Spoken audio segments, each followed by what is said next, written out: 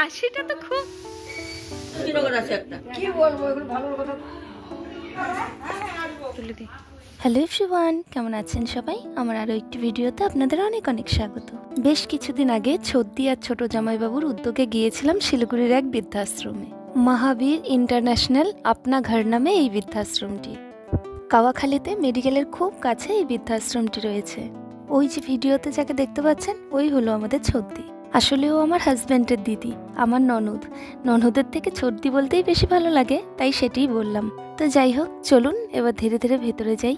ছদ্দি আর ছোট জামাইবাবুর ইচ্ছে ছিল নিজেদের সাধ্যমতো এখানে যারা থাকেন তাদের জন্য কিছু করবার। যদিও এই ধরনের কাজ ওরা মাঝে মধ্যেই করে থাকে, আমরা একটু একটু সঙ্গ দিই আর কি। ঢুকেই সামনে অফিস রয়েছে, আর এই বৃদ্ধাশ্রমের যারা দায়িত্বে রয়েছেন তাদের ব্যবহার ভীষণ ভালো। ভেতরে আসার সাথে সাথেই আমাদের এখানে বসতে দেওয়া হয়েছিল। শুধু মনে হচ্ছিল যাদের জন্য এখানে এসেছি তাদের কখন দেখবো একটু।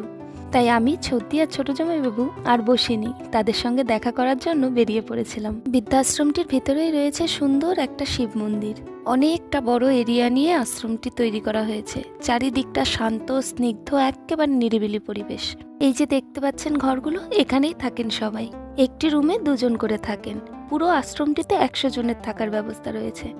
এখন ওই 65 জনের মতো রয়েছে আর কি। তো যাই হোক, চলুন ওই যে সামনে একজন দাদু আসছে, তার সাথে একটু কথা বলি। দাদুটি যে কথাগুলো বলছিল সেগুলো তার মুখেই আপনাদের শোনানোর ভীষণ ইচ্ছে ছিল, কিন্তু বয়স হয়েছে তো একটু আস্তে আস্তে কথা বলছিলেন, তাই ভিডিওতে কিছুই শোনা যাচ্ছিল না। উনি কার্শিয়ান থেকে এসেছেন এখানে খাবার দাবারের ব্যবস্থা ভীষণ ভালো, ভীষণ যত্নে থাকেন। এগুলোই জিজ্ঞেস করেছিলাম, এগুলোরই উত্তর দিচ্ছিল। ছোটবেলা থেকে বৃদ্ধাশ্রম সম্পর্কে আমাদের বেশিরভাগেরই ধারণা ছিল বয়স হয়ে গেলে বাবা মাকে বোঝা মনে করে তার সন্তানরা বৃদ্ধাশ্রমে পাঠিয়ে দেয়। তবে এই কথাটা পুরোটা যে সত্যি তা কিন্তু নয়, আবার মিথ্যেও নয়। কিছু কিছু সন্তান আছে যারা তার মা বাবাদের বৃদ্ধাশ্রমে পাঠিয়ে দেন। তবে এখানে যারা রয়েছেন তাদের বেশিরভাগেরই কোনো আপনজন নেই। কারো কারো ছোটবেলায় বাবা মা মারা গেছেন, কারো বাড়িতে আশ্রিতা হিসাবে ছিলেন, তারা বাইরে চলে গেছেন, কেউ কেউ বিদেশে চলে গেছেন, তাই তাদেরকে এখানে রেখে গেছেন। এই যে ভিডিওতে যে ঠাম্মাটাকে দেখতে পাচ্ছেন, তিনি যার বাড়িতে থাকতেন তারা ব্যাঙ্গালোরে চলে গেছেন। যাবার আগে তাকে এখানে রেখে গেছেন। তবে তিনি এও বলছিলেন তারা ব্যাঙ্গালোর থেকেই তার খোঁজ খবর রাখেন, ফোন করেন। কেমন আছেন জিজ্ঞেস করতেই বলল বেশ ভালো আছি, সবার সাথে গল্প গুজব করে দিন বেশ ভালোই কেটে যাচ্ছে। আর ওই যে পেছনে দাদুটিকে দেখছেন, উনি বিয়ে ঠিয়ে করেননি।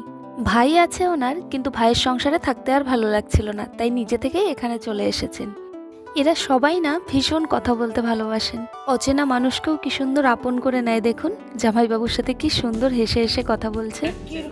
এখন তোমরা এখানে ফ্যামিলি মতন সবাই একসাথে থাকবা, এটাই আনন্দ। হ্যাঁ, এটাই সব। খাওয়া দাওয়াটা ঠিক মতন করবা। সবার সাথে কথা বলতে বলতে এদিকে দেখি আমাদের জন্য আবার চায়েরও ব্যবস্থা করেছেন। চা খেতে খেতে দেখলাম এখানে একটা বড় রুমে একটা টিভি রাখা রয়েছে, আর সেখানেও কিছু দাদু ঠাকুমা বসে টিভি দেখছেন। চলুন তাদের সাথেও একটু গল্প করে আসি। হাসিটা তো খুব সুন্দর। দেখেছেন আমাকে ক্যামেরা করতে দেখে কি সুন্দর লজ্জা লজ্জা পেয়ে হাসছে। ওনাদের একটু আনন্দ দিতে পেরে না ভীষণ ভালো লাগছিল।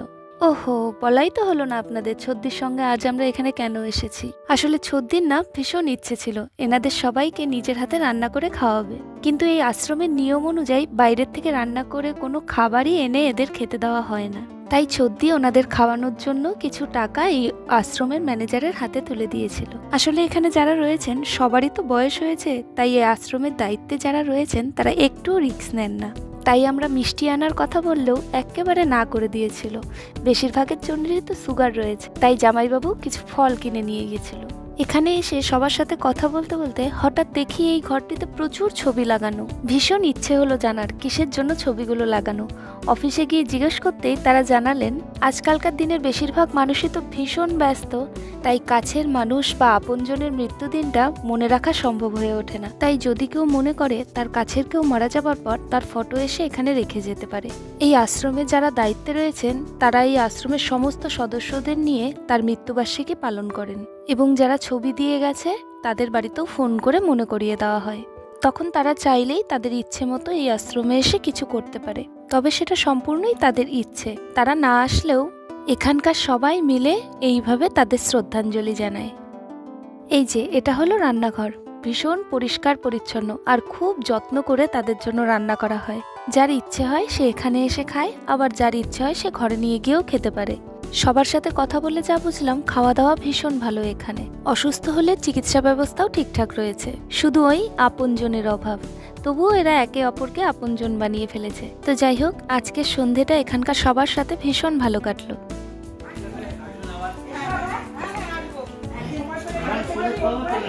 অনেকটা রাত হয়ে গেছে, চলুন তবে এবার বাড়ি যাওয়া যাক। ভিডিওটা তাহলে আজ এখানেই শেষ করছি। সবাই ভালো থাকবেন, সুস্থ থাকবেন। আবার খুব তাড়াতাড়ি দেখা হবে নতুন একটি ভিডিওতে।